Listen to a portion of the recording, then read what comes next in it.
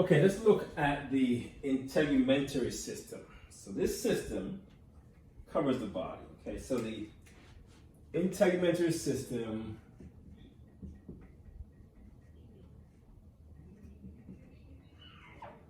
includes the components of this system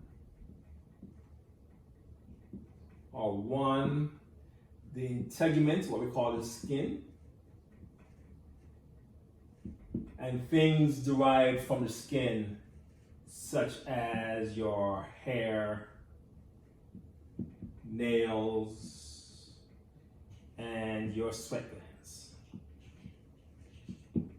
Sweat glands and sebaceous glands. Okay? All components of the integumentary system. Now, overall, some of the functions that this system provides for us. Firstly, it's protection, right? Things cannot enter the body because you're covered by skin. Also, it prevents water loss. So it keeps the moisture, the water in the body. It's good as well for,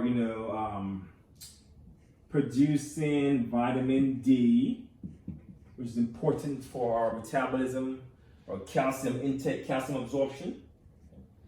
And it controls our body temperature. We have blood vessels in our skin that can dilate to let us cool down or constrict to keep our heat. Okay, so your body temperature regulation is also done partly by the blood vessels in the skin.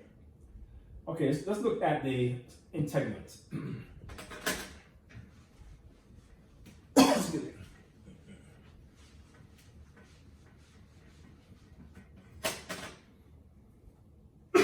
So the integument, I got a cough going on here, has three parts to it. The upper part, where this part is called the epidermis. Then below the epidermis lies the dermis. So the part of the skin that you see here, this is epidermis. Below it is dermis, and then deeper yet is a region of fat, adipocytes. And it's not really part of the skin, but it's discussed with the skin because it's all skin is underlaid by this layer called the hypodermis.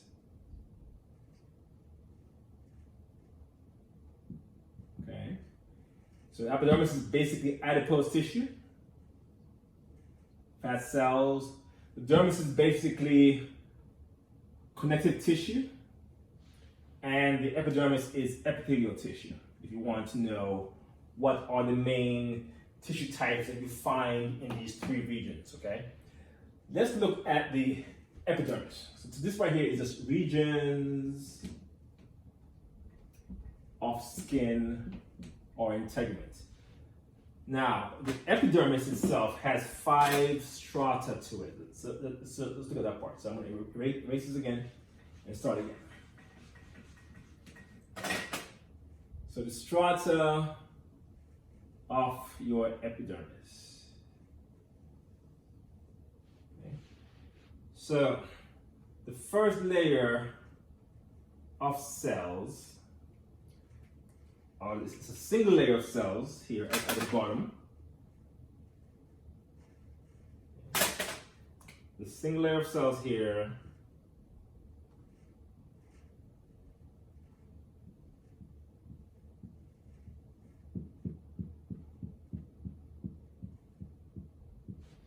this single layer forms the stratum germinativum, means your germ layer, the layer where the other cells come from. Okay, so in this germinativum layer, you have 3 types of cells. You have your stem cells. These are the cells that will undergo mitosis, cell division, to produce all the other cells that go up in the various strata. So this we call these your stem cells, keratinocytes. That's one type of cell you find in the germinativum layer. You also have another cell type here, pretty important one. Okay, these cell types, call these your melanocytes. And these cells make melanin. So they're also found here only in the basal layer. And then a third type of cell you may find here are called Merkel cells. Cells that allow for you to sense touch. So maybe say this one could be a Merkel cell, where it's linked to a neuron. Okay. So melanocytes make melanin, and once they make melanin, it's transferred to your keratinocytes, which carry it up through the various strata. The melanocytes do not leave the basal layer, also called the germinativum layer. And then Merkel cells are for touch sensation. If I touch your skin, it will depress this cell, which will in turn trigger a neuron to let you know that you're being touched. So that's the germinal layer. One more layer up, you have, it's probably a very thick layer. Here. So these layers of cells.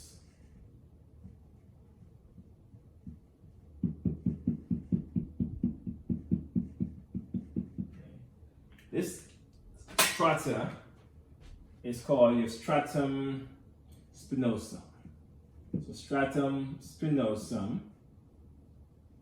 Here, the cells are anchored together by these strong junctions called desmosomes.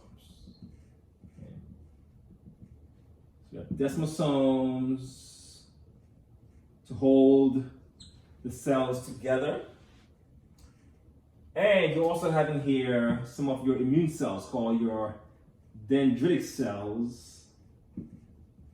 These cells help to fight pathogens coming through the skin. Okay, so these are immune cells, can fight things like skin cancer causing cells, which may be in the area there.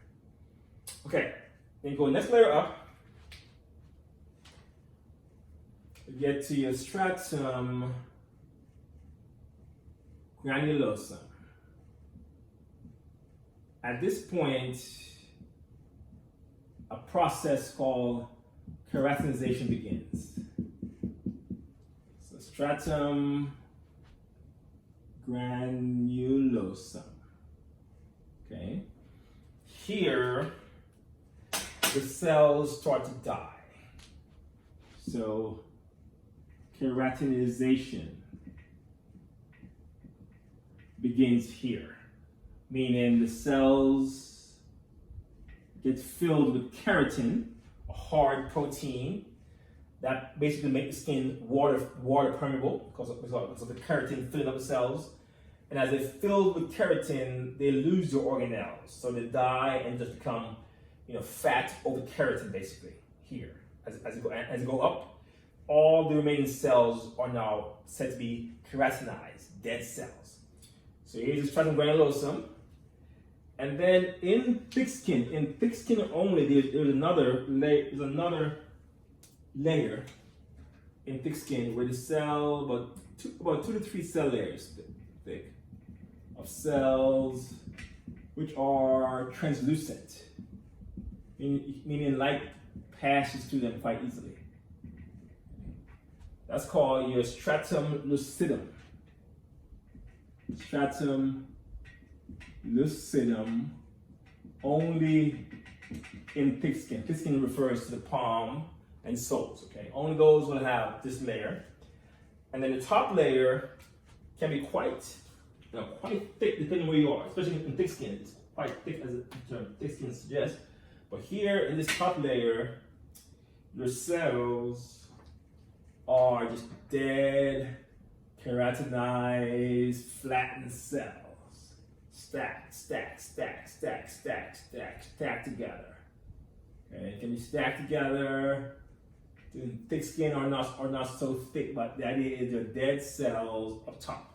Okay, so these dead cells up top, ones that fall off every day, we call this your stratum corneum, the topmost layer. Okay. Now, all of these cells basically are keratinocytes, cells that began here, and they grow from here and multiply and migrate up. And as they migrate up, they push off the old cell layers to fall off. So we always kind of exfoliate. We lose cells daily as fresh cells migrate up through the various strata. So they're all basically keratinocytes, except for, of course, your Merkel cells and your melanocytes. Okay, so those are the 5 strata. Know them, please. Germinativum, spinosum, granulosum, lucidum, corneum. And know what's basically occurring as you go up these various strata. Now, a typical lifespan of a cell that's migrating through here. So this migration takes about 2 weeks. 2 weeks for the cell to go from the basale or the germinativum layer up to the corneum, and then they can stay there for 2 more weeks before they fall off. Then they exfoliate, fall off, all right?